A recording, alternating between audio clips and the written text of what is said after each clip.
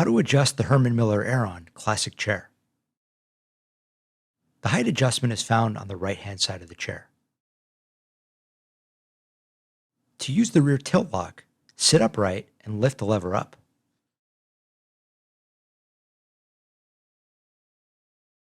Push the lever down to go into recline once again. Using the forward tilt, recline in the chair and lift the forward lever up. Coming as far forward as you can in the chair, lift the back lever up. You will now notice a 5 to 10% forward tilt in your chair. To disengage them, push both levers down and now begin to recline freely.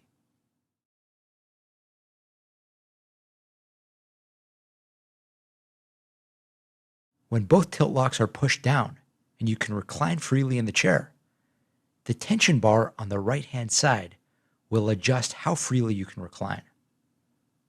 Keep spinning the tension bar until you have achieved your desired tension.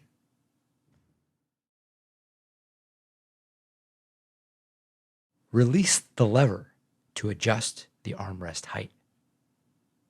The lumbar pad can be adjusted to your preference.